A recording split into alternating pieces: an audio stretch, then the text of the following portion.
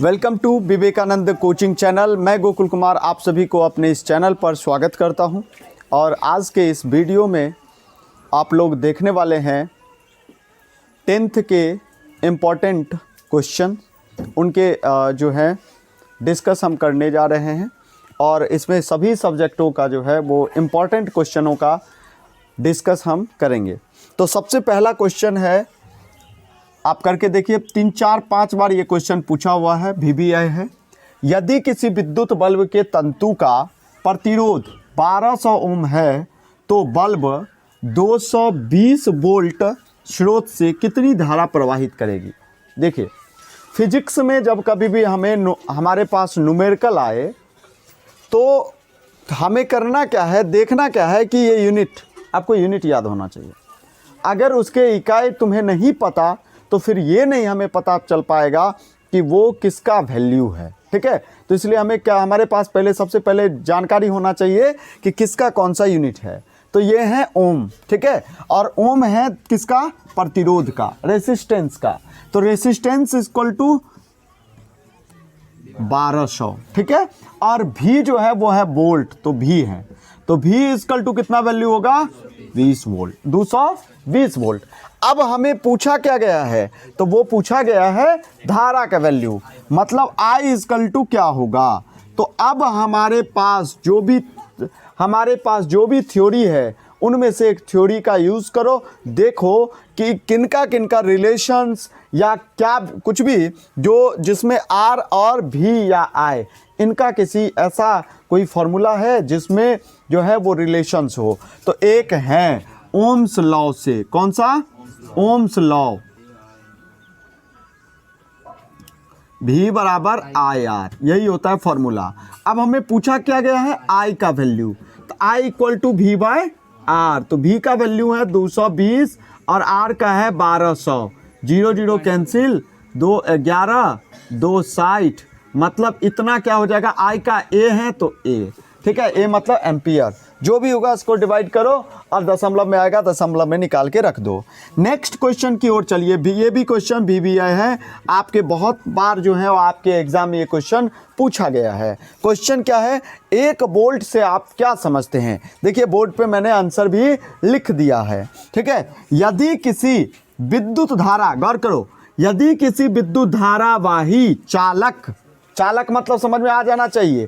चालक टर्म का मतलब क्या, जो ऐसा पदार्थ जिससे क्या हो जाए, विद्युत धारा इस साइड से उस साइड चले जाए, मतलब प्रवाहित हो सकता है, उसे हम चालक कहेंगे।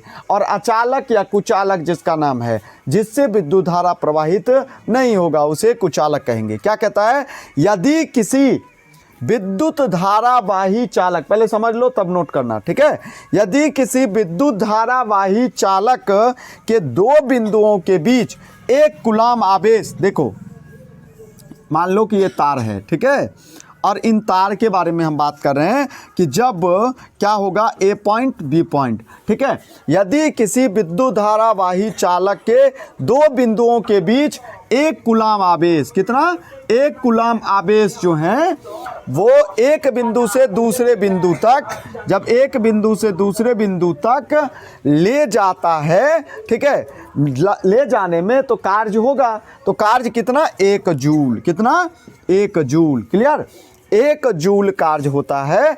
तो उन 2 बिंदुओं के बीच विभवांतर 1 वोल्ट उत्पन्न होता है। ठीक है, बात समझ में आ गया होगा, नहीं तो पहले समझिए ध्यान से।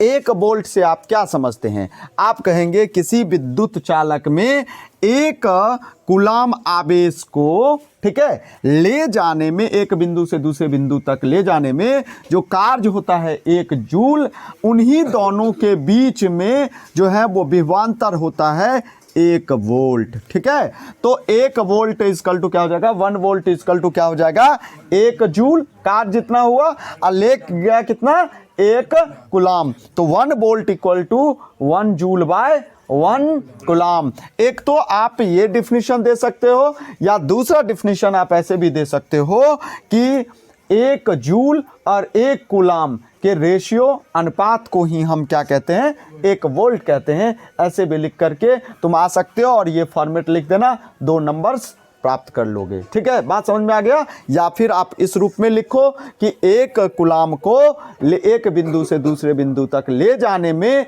जो 1 जूल कार्य होता है, उन्हीं दोनों के बीच में, उन दोनों बिंदुओं के बीच में एक विभवांतर उत्पन्न होता है, जिसे हम एक बोल्ट से इंडिकेट करते हैं। A 1 volt equal to 1 joule by 1 coulomb. ठीक है, क्लियर। तो इस तरह से आप लिख सकते हो 1 वोल्ट इक्वल टू 1